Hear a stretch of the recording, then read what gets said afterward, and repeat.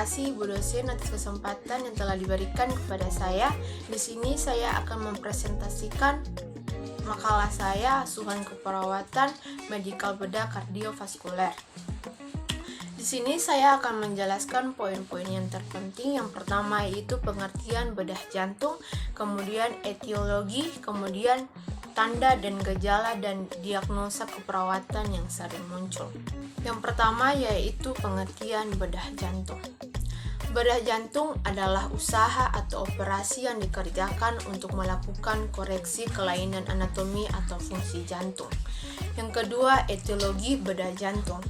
Bedah jantung dilakukan untuk menangani berbagai masalah jantung. Masalah jantung dibagi menjadi 3 bagian. Yang pertama, kelainan bawaan yang biasanya dilihatkan oleh faktor lingkungan intrauterin. Yang kedua, kelainan misalnya didapatkan perikarditis. Yang ketiga, trauma jantung. Kemudian tanda dan gejala. Yang pertama yaitu nyeri atau rasa tidak nyaman di dada. Yang kedua, nyeri dada yang menjalar ke rahang, leher, bahu, atau punggung. Yang ketiga, jantung berdebar. Yang keempat, sesak nafas. Kemudian yang terakhir, keringat dingin. Diagnosa keperawatan yang dapat muncul. Yang pertama, penurunan kardia output berhubungan dengan penurunan kontrafilitas miokard. Yang kedua, gangguan intoleransi aktivitas berhubungan dengan adanya ketidakseimbangan antara suplai oksigen. Yang ketiga, kelebihan volume cairan berhubungan dengan penurunan filtrasi glomerulus. Asuhan keperawatan. Yang pertama yaitu pengkajian.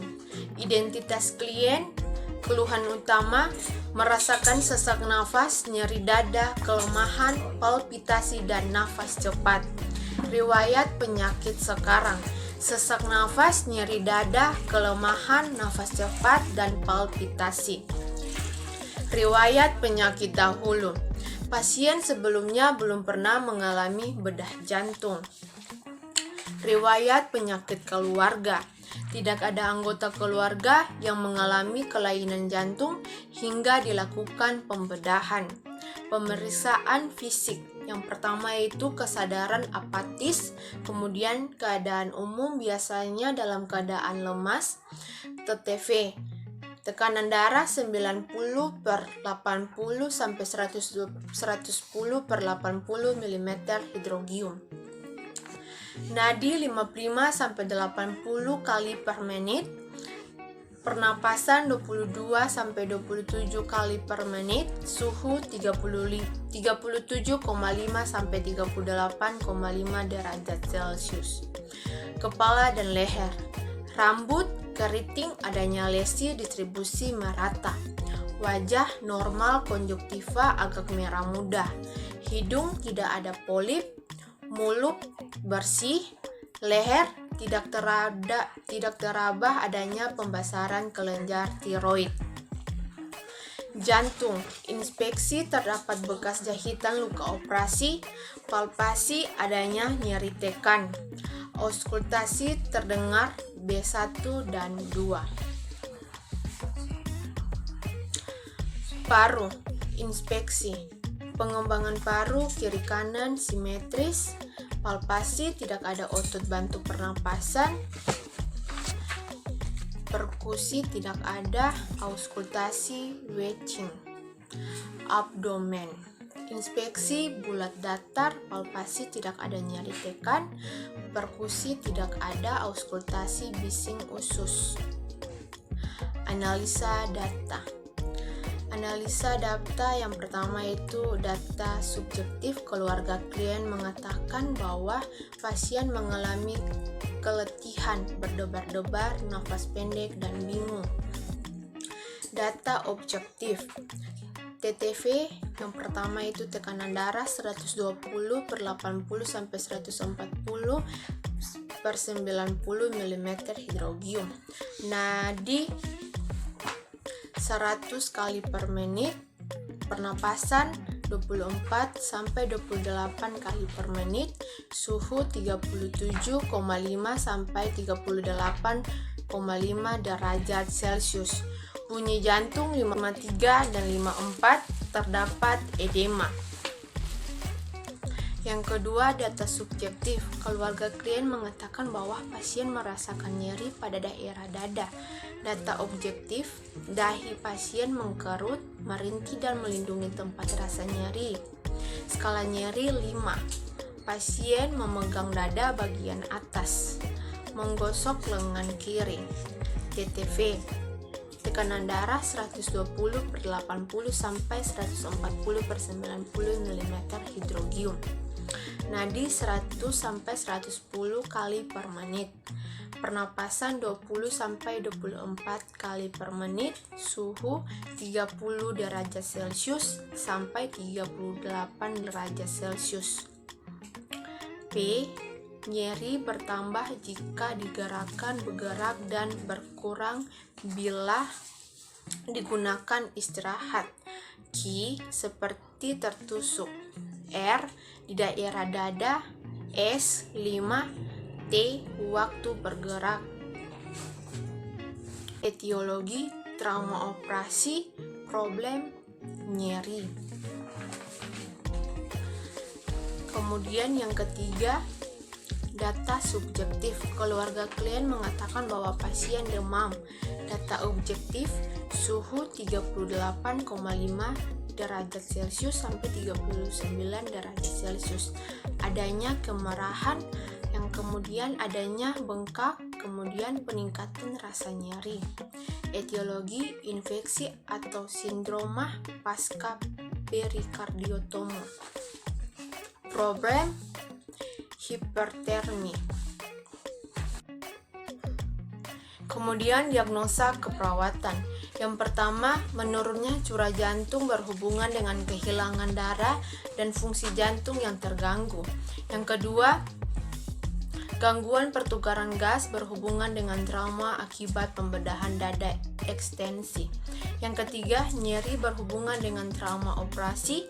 Yang keempat, terjadinya hipertermi berhubungan dengan terjadinya infeksi atau sindrom pasca perikardiotomi. Intervensi. Observasi TTV, raba nadi, catat frekuensi, keteraturan amplitude dan simetris. Catat adanya pulsus alternan, nadi bigeminal atau defisit nadi. Kemudian auskultasi bunyi jantung. Catat adanya denyut nadi ekstra, penurunan nadi. Yang keempat, pantau keluaran urin. Yang kelima, pantau status kardiovaskuler setiap jam sampai stabil melalui parameter hemodinamik. Yang keenam, kolaborasi obat anti aritmia. Yang kedua, diagnosa pertukaran gas berhubungan dengan trauma akibat pembedahan dada ekstensi. Intervensi yang pertama, observasi TTV.